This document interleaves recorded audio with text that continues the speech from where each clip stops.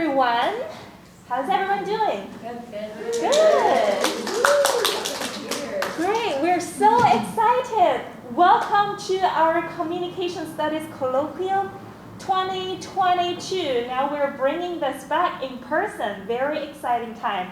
This is a tradition that started several years ago and was on hold during the pandemic, as we know. So today we're so happy to welcome you all back in person and have it back. Our speaker today is our beloved department chair, Professor Brandi Lawless. She received her PhD in intercultural communication in 2012 from the University of New Mexico shortly after she started at USF. Professor Lawless is the esteemed editor of Communication Teacher, a journal published by the National Communication Association. She has authored or co-authored 25 journal articles, 11 book chapters, and 1 book, which she will be talking about today. She has presented on over 70 conference panels, and her research won the 2017 Feminist Scholar of the Year Award. So really an award-winning scholar. In addition to Dr. Lawless' profound research, she is also an award-winning teacher. Dr. Lawless is the recipient of USF's Distinguished Teaching Award and the Innovation in Teaching with Technology Award. She was also recognized with the Western States Communication Association's Communication and Instruction Division's Exemplary Teacher Award. I'm so honored and pleased to introduce my dear friend and colleague, Dr. Brandi Lawless. Hi everyone, thank you so much for coming. We haven't done this in a while, and over the pandemic I wrote a book and I said I'd love to bring it back and talk a little bit about that. My book itself is for people who teach intercultural communication, so I won't really be talking about what's in that book. Here's how you teach this subject, here's the challenges, here's the obstacles. Rather, I'm going to be talking about some research that my colleague Dr. Yawen Chen at San Diego State and I conducted prior to writing this book, where we interviewed 26 teachers of intercultural communication. This project came out of some struggle for folks who teach intercultural communication. In our discipline, typically, if you're taught at all how to teach, it's how to teach public speaking, how to teach outlining, persuasive techniques, etc. And then, if you teach intercultural communication, it's handed to you, and you have to pivot. And all of a sudden, you have to talk about racism, xenophobia, immigration, some really difficult topics. Sometimes the class is handed to folks who look intercultural, and typically it's international folks or folks of color who are already overcoming other barriers in the classroom. And so, as one of our studies is titled and came from one of our participants, you have to cry before you teach this class, is what they said, because it takes so much emotional labor and decision making about obstacles to overcome. So I want to talk about that research that led to my book, and then I'll talk a little bit more about what that looks like. So one of the reasons that we started this project is because of a movement in our discipline called Communication So White. In 2018, there was a bit of an uprising in our discipline about the Distinguished Scholars Award at the National Communication Association. The Distinguished Scholars Award traditionally was chosen by everyone else who won the Distinguished Scholar Award.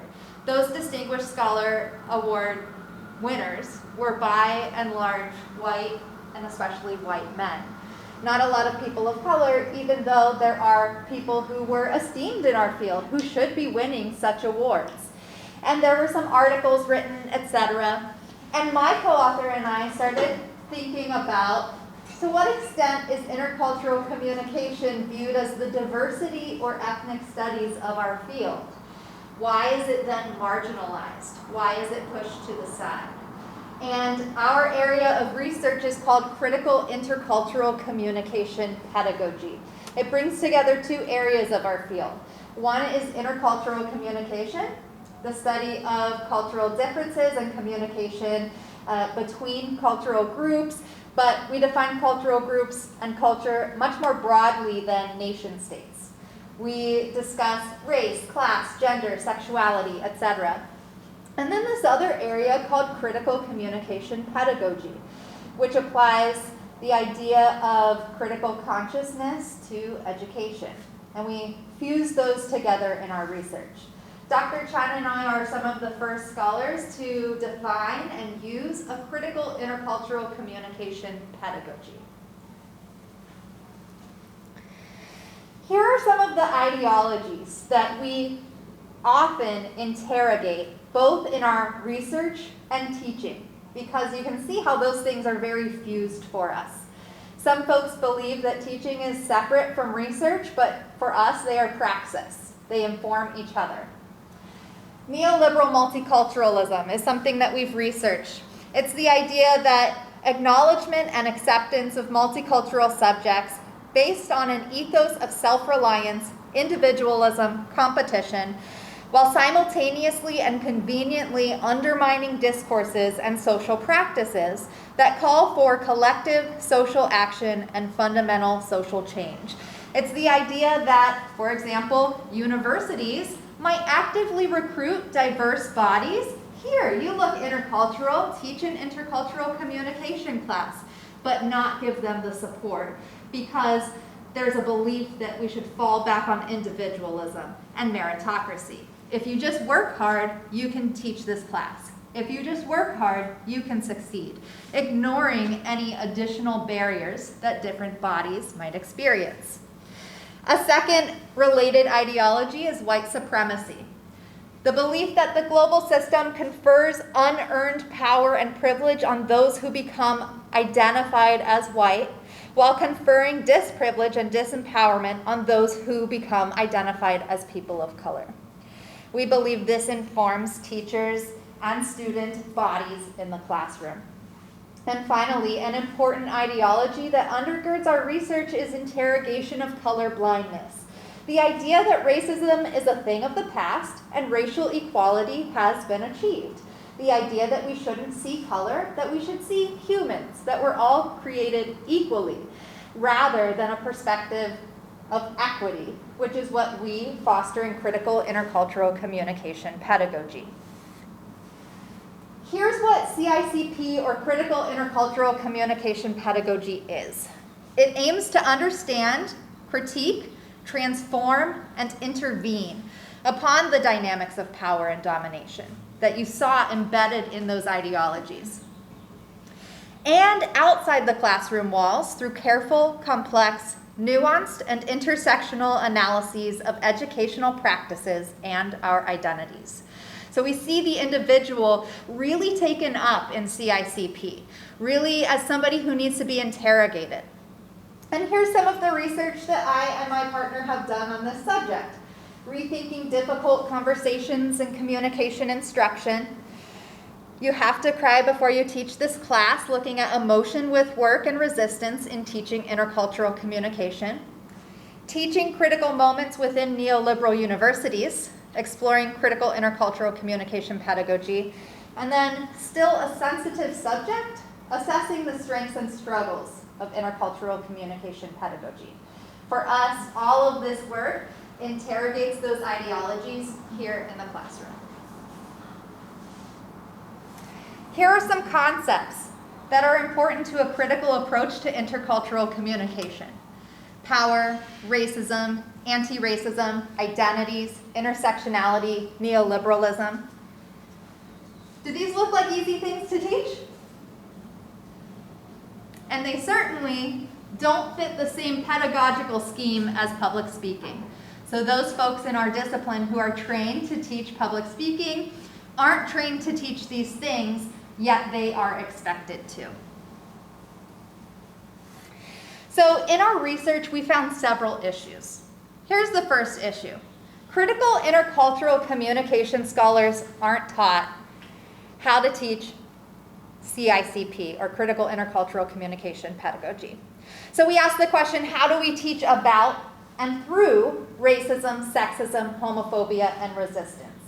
In our interviews, we found that these are all things that were coming up in the classroom, that we were exposed to harmful ideologies when teaching these subjects. One person in our research said the worst teaching and difficult scenarios are the ones where students would say really hurtful, kind of racist, xenophobic, ethnocentric, homophobic things, and I didn't know how to handle it. Some of the people that we interviewed were graduate students. They had a master's degree, they got into their PhD program, and they said, great, you're here, you get to teach an extra class. And folks say, wow, this is great, it's in my area, it's something I want to expand into, and they feel like they're thrown in. I didn't know how to handle it. What do I say when somebody in the class says something racist and somebody sitting right next to them is not only offended, but it cuts through to their very person? Another quotation from our research, one student was doing a facilitation of an article that had something to do with whiteness in the classroom. She was talking about whiteness in a way that was sarcastic, that as if all white people are white supremacists, apparently. I certainly felt the whole class atmosphere was just full of resistance, even from a nonverbal perspective. I just felt very uncomfortable going in there every single time. Remember that these aren't just teachers that do that for fun. This is somebody's living. They have to go in and teach as their job. So to fear going to your job because of fear of retaliation or fear of, this example, sarcasm, and the atmosphere of supporting white supremacy. Another participant said, and this was an associate professor, talked about a male student who self-identified as a neo-Nazi, who in class made disparaging comments about an African-American woman in class discussions. She asked, how do I protect her and her vulnerability and shut him up? In critical intercultural communication pedagogy, what we're dealing with is another message that says we are supposed to accept all opinions in the classroom, right? This is a place for free speech. People should be able to say what they want to say. But what happens when those things look like this? Somebody self-identifies as a neo-Nazi. You can't just say, that's interesting. Are there any other thoughts? Because in intercultural communication, there are so many pieces of folks' identities and lived experiences coming into the classroom. The added burden of protecting people's identities is put onto the instructor. Issue number 2. Communication is enabled and constrained by systems of inequality. Of course, when we talk about racism in intercultural communication, we don't see it as individual acts of meanness. Somebody tells a racist joke. Racism is the individual's connection and participation in and perpetuation of larger systems of inequality. Communication is enabled and constrained by those very systems. So we, in formulating a pedagogy that merges some of these critical pedagogy ideas and intercultural communication, have to ask, how do we resist? What are the strategic opportunities that can flip inequality on its head?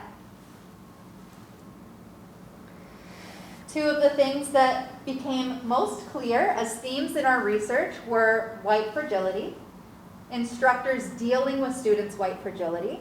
And this is the idea of discomfort and defensiveness on a part of a white person when confronted with information about racial inequality and injustice. So I'm perhaps in class talking about white privilege, and I say, this is a system of unearned advantages. All of us are perpetuating that system. We're all participating in the system. And somebody gave the example in our interviews of somebody raising their hand and saying, not me, I sunburn easily. I don't have white privilege. Giving an individual example rather than thinking about themselves as part of a larger system. Okay? there's a burden in trying to explain individual connection to those big, abstract, large systems. And one of the things that we found is white fragility. How do we as teachers teach ourselves how to manage, speak through the enablement and constraint of these systems through white fragility? And on the other hand, the students and teachers of color are experiencing racial battle fatigue. The physiological and psychological and behavioral strains that come from coping with and fighting against these larger systems. And we know from research in psychology that racial battle fatigue is cumulative and exponential and exhausting. It has effects on mental health. It has effects on physical health, and it can be generational. So the stakes are high. Microaggressions emerge more so and more clearly, more prevalently in the intercultural communication classroom.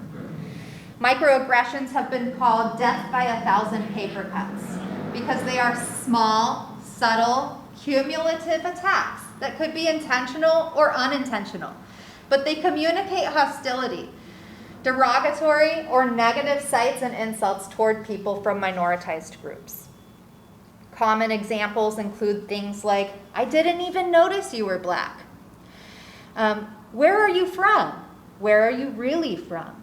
Indicating that people of color can't be from here, can't be from the United States. Microaggressions in our research came up most often in teaching evaluations. When people sit down at the end of the semester to learn what they could do to improve their classes for the next semester, oftentimes they're experiencing these paper cuts, these insults. Here are two examples. An instructor from Kenya who said, students are questioning my qualification. There's a perception that I'm a black person and I'm foreign, therefore I must not be as qualified.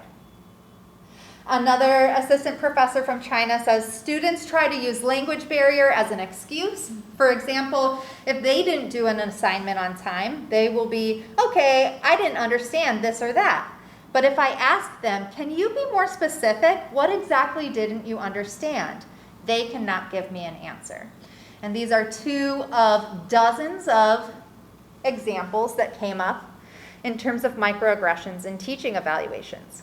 That then has an impact on what people are able to talk about in the classroom, how they feel when they're teaching, whether they feel like they can even walk through the door.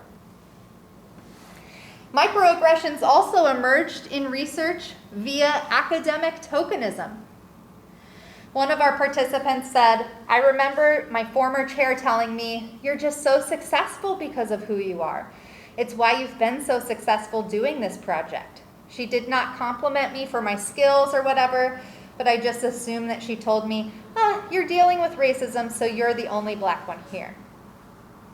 Another participant said, so we have Russian studies program on campus, and I think ultimately because I'm coming from that region that's considered Eastern Europe, that I should be associated with that program. This was an assistant professor from Serbia. They assumed that she should be working in the Russian studies program. And then microaggressions emerged via differential treatment of accents. One participant who was a white associate professor from Germany said, on the evaluation, sometimes my accent comes up.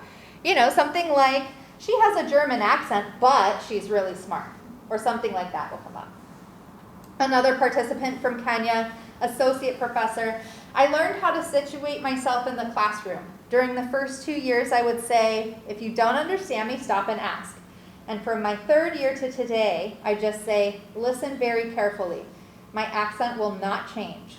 So if you do not understand me, find another class, because this is how I talk, and it will not change. I just learned there were more complex things than my accent. I'll remind you that a lot of international faculty in our field are handed this class because they look seemingly intercultural. And so, on top of the difficult content of the class, they're being attacked for being a person of color, being an international person, being a person with an accent.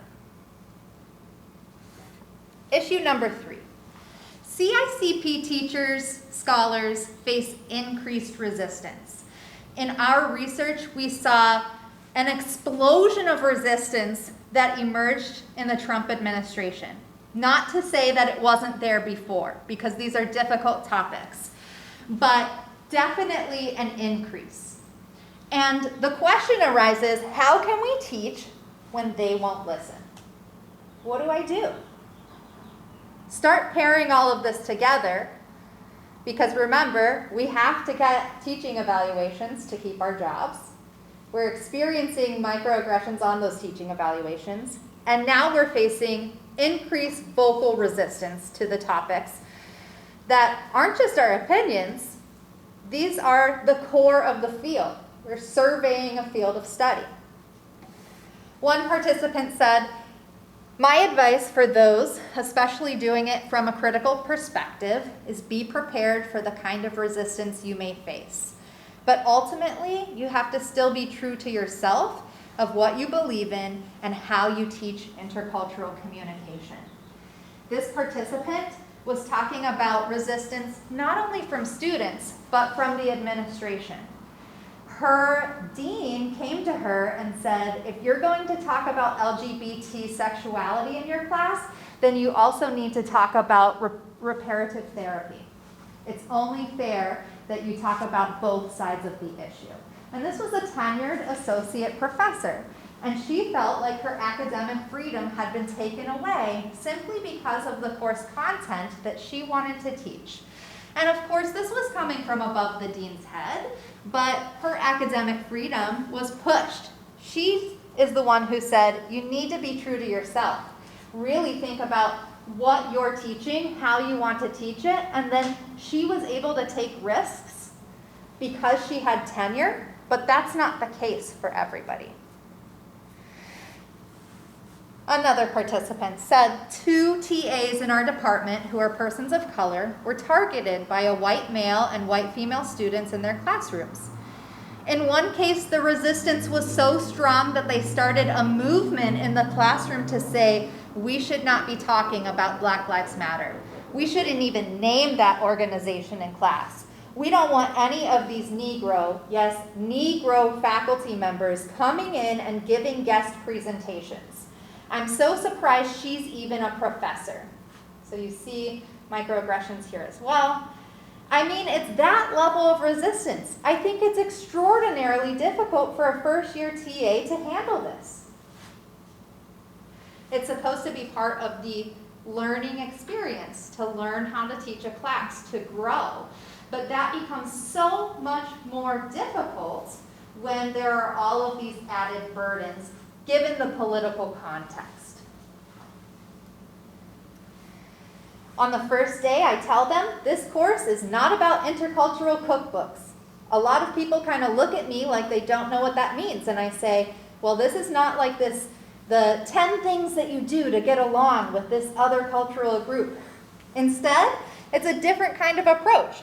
And there's some resistance to that because some people, particularly when they're looking at their own culture, and if their own culture is unmarked in that process, for them to understand that, a lot of times they'll say, well, but I thought this was intercultural, and I want to know more about other cultures, and you're telling me to kind of look at my own? And so there's a lot of misperception about what intercultural communication is. And so then, of course, there is resistance to what intercultural communication is. The idea of intercultural cookbook came from Gus Yep in the 90s when he was starting to make critical arguments of shifting the field away from nation states. Intercultural communication started in the 70s as a way to serve the Foreign Service Institute, the FSI. It was this idea that folks were going abroad and we needed to teach them some skills, a cookbook of sorts. Here's how you talk to the Japanese. Here's how you talk to the Korean. And that was the inception of the field. A lot of people still want to see that. Here's my how-to. What do I do non-verbally? What do I do language-wise? Is this a high context culture or a low context culture? Is it collectivist or individualistic? But the field as a whole has made a critical turn. It shifted away from the idea that cultures are nation states, or from the idea that people have a culture, into this much more nuanced, complex understanding of what culture is. And it includes all of those intersections of identity that I mentioned earlier. In order to understand others, in order to understand difference, we have to understand our own positionality. That's at the core of this subject, no matter who teaches it. And more instructors are experiencing resistance. What? You want me to say that I have privilege? What? You want me to say that I have a sexuality when I'm straight? And so that came up in our research. This is the example that I gave earlier. I was told when I talked about sexuality, I also need to be talking about reparative therapy, so that's an option. Or tell them that they can go to counseling to basically remove the queer from their psyche. I just remember I left campus and I cried because I thought, where am I? Issue 4. Students are and teachers are all exhausted. Okay? We went through a really politically tumultuous time, and we haven't come out of that. On top of that, we went through 2 years of remote education. Everybody is tired. You all just shook your head. You're like, yes, we are, for sure. Then imagine the experience of BIPOC students and teachers, Black, Indigenous people of color. How do we then manage emotional labor and combat both white fragility and racial battle fatigue that emerge through that racialized differentiation? One participant said, it's very exhausting to always feel like you're fighting in class. I don't want to fight in class. I want to bring them awareness in class. So how can I help them get there without trying to pretty much force it down their throat? When teaching research methods, it's in some ways so much more straightforward. It's more relaxing to teach. I don't feel like I have to be on my toes as much, and so I welcome those off semesters when I'm not teaching intercultural communication, just to kind of get a break. I know some of you are in my methods class. Does that feel like a break to you? Feels like a break to the teachers. And of course, you have to cry before you teach this class. So one of the things that we've been talking about is strategizing support. How do we shift? A lot of the discussion moved toward mentorship, which we're creating as a discipline. This summer, for example, my co-author and I are hosting a retreat in Menlo Park for women international faculty specifically who have experienced some of these issues. And then the broader support, thinking about how we can support BIPOC in classrooms as teachers, students, colleagues, and in academia more broadly. Some of the things that we started with as the impetus for this book are answering those questions. How? What do I do? How can I get past this? And so we started to work on different ways to break down those ideologies and resistance barriers. This was one thing that we wrote in 2018. It's called woke pedagogy. It's a way to overcome color blindness, which we learned through our research has systematically been taught for the last 20 years. It's what I was taught when I was a kid. I was told we shouldn't treat people differently. We don't see race. That's a problematic ideology. And so in our book, we developed some strategies like this. Acronyms that help teachers to overcome obstacles by asking and having students ask, where did this ideology come from? Take ownership of privileges and disadvantages. Knowledge of institutional and criminal injustices, that connection to the system. And engagement with cultural self and others. That both-way perspective. One of the other things that appears in our book is a way to call attention to microaggressions, since that was one of the biggest themes. And we came up with the change model. Communicate with others about microaggressions, hear others when they say they have been microaggressed, acknowledge when you perpetuate microaggressions and experience them, negotiate differences in understanding microaggressions, grow awareness of the social, cultural impact, and engage in those difficult conversations. So the book itself, and you can come up and look at it, is more of a primer. All of these faculty were coming to us saying, how do I do this? How do I get over those obstacles? And so it has examples of syllabi, examples of activities that folks can do. It has models like this. And we identify 8 topics that we think are the most common to teach in intercultural communication that also have the most challenges. Articulating philosophies and assumptions. How do I get students to buy into a critical approach when it would be easier to take the cookbook approach? Communicating power and privilege. How do I, as a white instructor, talk about privilege, for example? Here are some examples. Negotiating avowed and ascribed identities, which gets us to look at cultural self and the way that people are identifying us, as well as the way that we are identifying others. Building intercultural alliances, community engagement for social justice, deconstructing all of those ideologies, white supremacy, neoliberal multiculturalism, colorblindness, thinking and acting globally, talking about globalization, and something that all your instructors love, assessment. How do you assess it all? So that's the book, and that's where it all came from. We believe that you can't teach what you don't know. If there is no training for intercultural communication instructors, it's going to be a problem, because intercultural communication is one of the top 3 most offered classes across the country at any college and university. And it's often the CD or ethnic studies requirement. So a lot of people, not just COMS majors, are taking the class. But the assumption that good researchers are naturally good teachers needs to be unpacked. We can't just keep handing people a class and saying, here you go, good luck, go cry and then teach the class. And we also believe that communication as a field needs to have more and wider pedagogical training. And that these issues that I discussed today about equity and inclusion should be taught across the communication curriculum and beyond. I would love to take some questions. Thanks for letting me share some of my research today.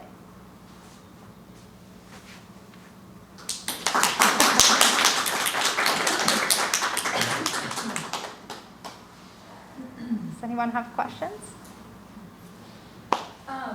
How is students, I know we kind of talked about like students, colleagues, and professors about like fighting like things like this, problems with CICP, but how as students like in a situation like that, can we be of assistance like to our professors, especially like as someone like white passing, without coming across as being like, I'm trying to speak for people who I don't think can speak for themselves? That's a great question. And I think that would relate back to a lot of training about bystander witnessing training, which would say it's not about speaking for people who can't speak for themselves, but that it is important to mark injustice when you see it.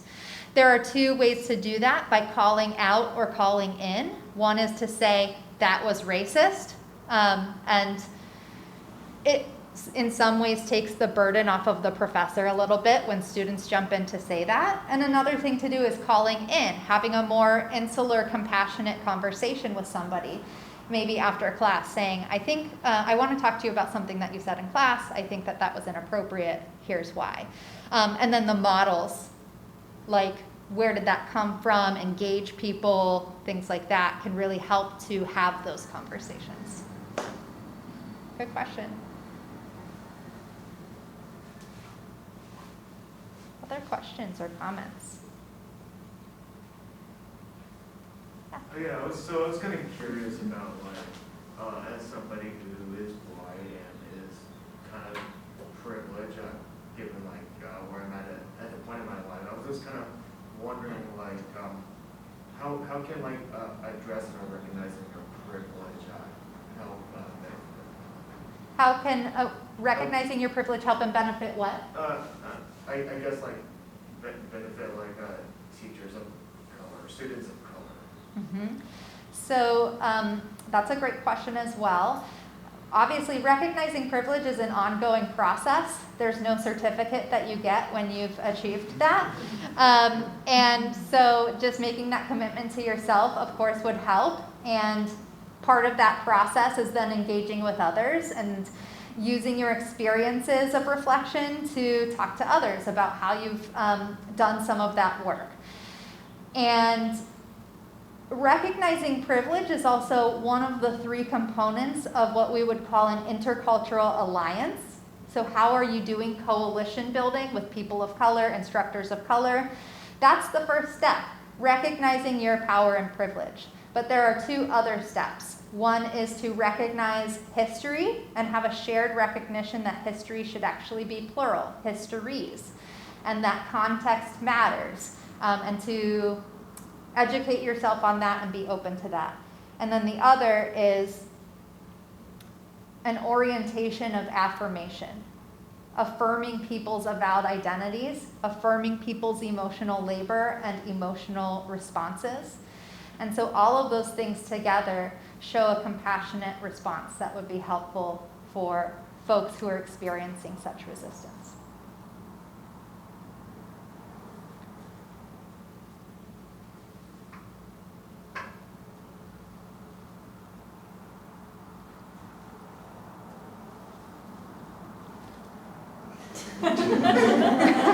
Nothing else? Yeah. Question. I'm interested in hearing more about your assessment of people's experiences as so either international teachers versus like domestic BIPOC faculty, and like how different that was, and then especially for like international faculty of color, if that was added an extra layer. Yeah, so it was actually complex because some of the international faculty, they were seen as more credible by their students, but then as soon as they started proffering a critical approach, the students felt let down because they were expecting them to know the cookbook firsthand and to share the cookbook of wealth. Wow, you are from Zimbabwe? Great. What are the 10 things I can do to speak to other Zimbabwean folks? Wait, what? You're going to interrogate my white privilege? And so it was this interesting cycle where it was like, you are highly qualified to teach this, and I signed up to take it with you. Now you're taking me in a direction I didn't expect, and I'm going to push back with resistance. So that was, of course, something unique to the international instructors teaching intercultural communication. The BIPOC folks, people of color teaching intercultural communication, experience microaggressions as a prominent form of resistance.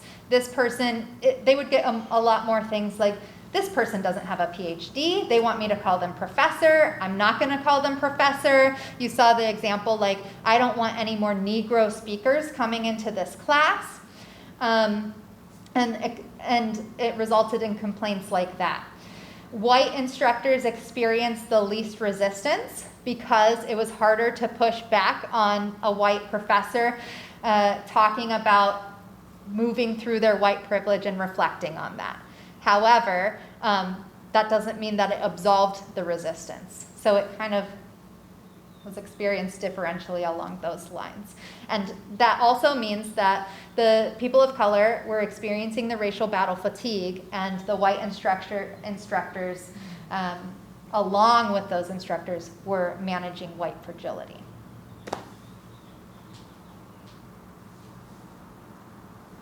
Did you have a hand, Vanessa? Yes. What inspired you to do this research and write a book?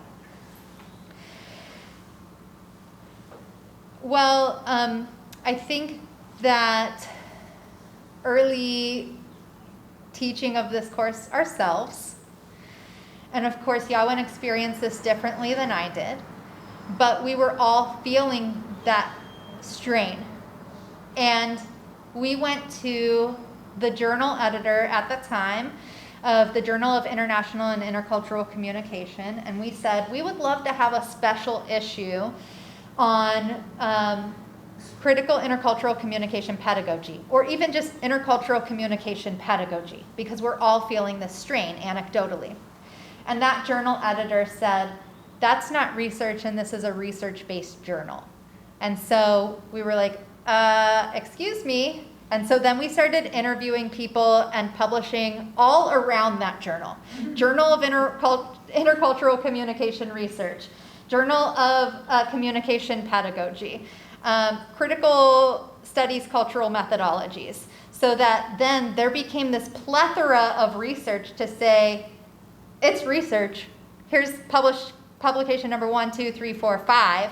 Here are all the other people jumping on this. Here's now a special collection of this book to kind of surround that editor to push back.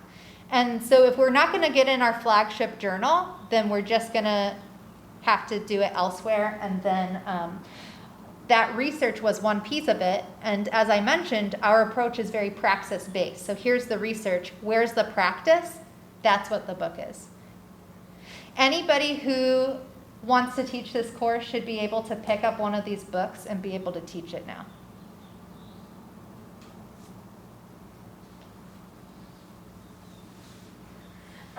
As we discussed, like specifically in like higher education places, how can these practices also be like trickled down to like as a mother or as an adult who has like younger kids in their lives? Like with right now we have the pushback with like critical race theory. So how can we turn these ideas and take them out of like a college classroom so that like the next generation of people coming into the position that we're in are better equipped? It's a great idea. You know, I have a 3-year-old, so I think about this often. And I think that it comes down to the fundamental element of our major, which is language. Changing language and changing discourse. So when I talk to my son and when you talk to your friends, you can talk about equity rather than equality. You can talk about how language has no meaning until we give it meaning, and that's why it's important to really be thinking about what meaning we agree upon, whether it be pronouns, whether it be the way that we talk about our race and why that matters, and acknowledging whiteness as a centered race, and having those conversations, be they easy or difficult, with people at the Thanksgiving table or something like that. But really thinking about how have I been talking about this issue and what subtle changes can I make linguistically to not perpetuate color blindness, to not perpetuate individual meritocracy, to not perpetuate white supremacy.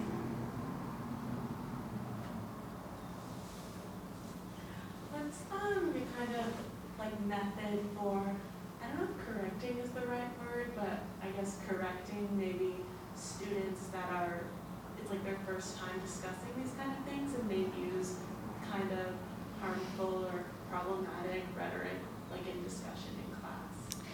Good question. One is the way, the readings that I choose. So for example, a reading that I use early on when teaching intercultural communication is about white privilege. And I pair it with 2 things. One is very easy. Something that all of you will read in Communication and Culture and likely elsewhere is McIntosh's Unpacking the Knapsack of White Privilege, to talk about unearned advantages. As an easy way to say, this isn't about how hard your parents worked or what you did, etc. These are about unearned advantages. And then I pair it with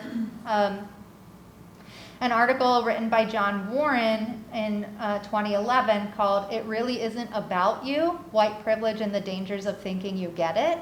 Those 2 things together for that concept specifically help to clarify definitions, but also take the onus off of the individual and start to clarify what is a system? How do we operate as individuals as connected to a larger system? So I try to lay a lot of foundational work, and then if something happens, like even this semester I had students in one of my classes in their response papers saying colored people, and just politely saying people of color because it puts the person first, giving a reason why, pointing out why language matters.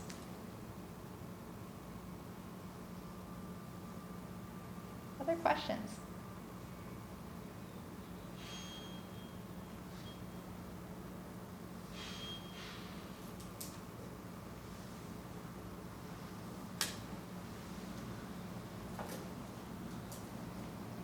Well, thank you all so much for coming. Hopefully we can do this without masks one day.